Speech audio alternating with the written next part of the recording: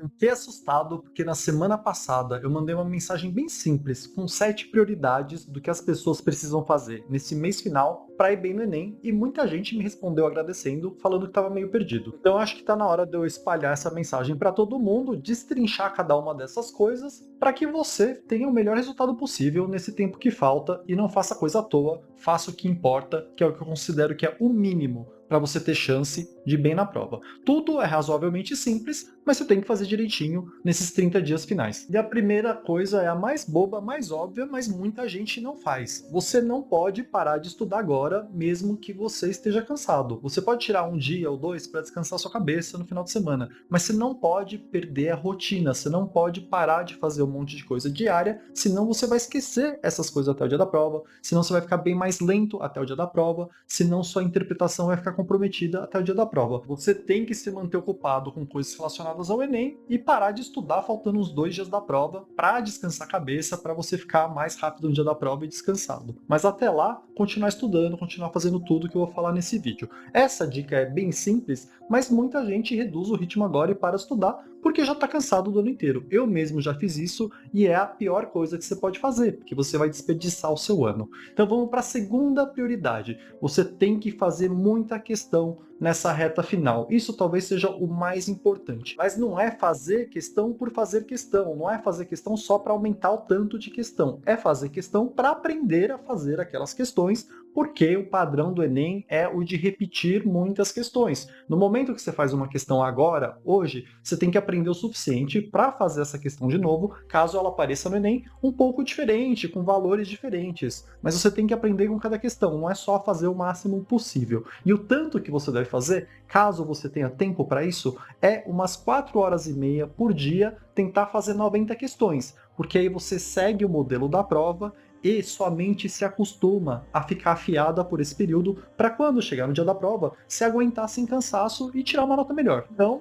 faça o máximo de questão que você conseguir. No geral, eu gosto de pensar assim: vou pegar o período da manhã para fazer umas revisões ativas e pego a tarde toda para fazer o máximo de questão que eu conseguir, aprendendo o máximo possível. Vamos lá para a terceira dica, e essa tem a ver com teoria. Ninguém consegue ver a teoria completa, todo mundo vai chegar com alguns gaps, com alguns buracos na teoria até o dia da prova. Mas tem algo que é essencial. Para aqueles assuntos que caem mais, para os assuntos que sempre caem no Enem, esse sim você precisa pegar hoje ainda e tentar aprender, fazer revisão das coisas fundamentais desses assuntos. Esses assuntos, blocos, monstros que a gente chama aqui no canal de bem ranqueados, ou seja, dos 25 assuntos de cada matéria, os 10 primeiros, eles é quase certeza que vai cair na prova. Se você não sabe um deles, é quase certeza que você vai errar uma questão. Alguns assuntos são mais difíceis e você pode optar por pular eles, mas vários desses assuntos bem ranqueados são muito fáceis e você não tem desculpa nenhuma. Eles são fáceis, são rápidos, você só precisa ir lá e estudar eles. Os assuntos bem ranqueados, você precisa dominar a teoria, além de fazer muita questão. Mas claro que, no mundo ideal, você deve saber tudo. Então, se você tem tempo sobrando e já sabe a maioria da matéria, vai atrás daqueles que você ainda não sabe, independentemente do ranking.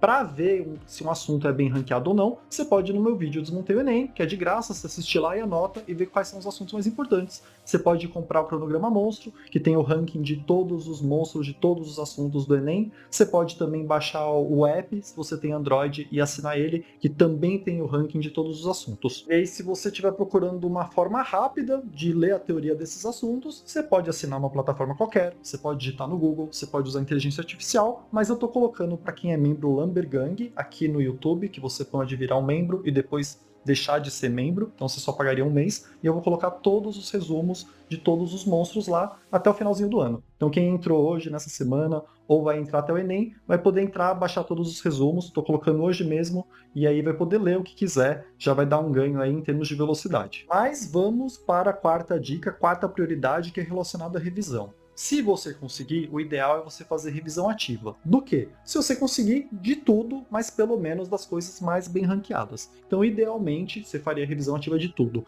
Mas se você não tem muito tempo, revisão ativa das coisas bem ranqueadas. E aí tem o lance que, tem um monte de assunto que você não pode ir para a prova sem ter feito revisão ativa, que é essencial, você vai perder um monte de ponto se você não fizer. Você precisa dar uma olhada em cada matéria e dar uma pensada em quais são esses assuntos. Então, por exemplo, para matemática e física, você tem que saber todas as fórmulas mais comuns, não tem jeito, você precisa decorar isso. Não é ter sorte de lembrar na hora, é fazer revisão ativa para estar na ponta da língua no momento que você chegar na prova.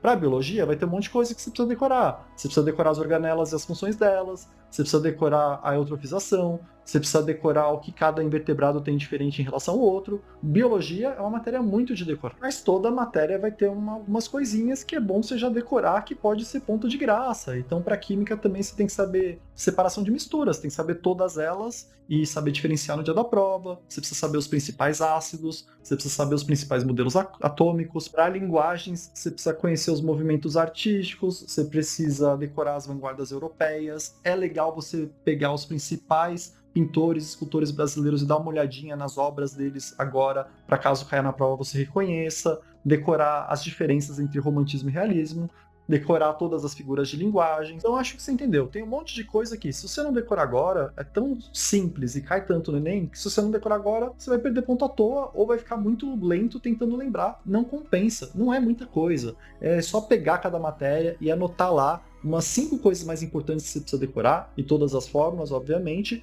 e garantir que você deixe isso na ponta da língua até o dia da prova, para não perder ponto de jeito nenhum com essas coisas bobas, que basta você decorar agora, e para ficar mais rápido na prova. E aí vamos para a quinta prioridade para garantir um bom desempenho no Enem, que é ter uma estratégia de prova. Se você tem uma estratégia de prova, você tem que ter treinado pelo menos uma vez. Se você não tem estratégia de prova, você precisa pesquisar o que é isso e treinar pelo menos uma vez, mas agora, não deixa chegar perto da prova que você vai ficar nervoso. E aí, o que é essa estratégia de prova? É um jeito de você fazer a prova mais eficientemente para que você acabe a prova a tempo, para que você não tenha que chutar um monte de questão.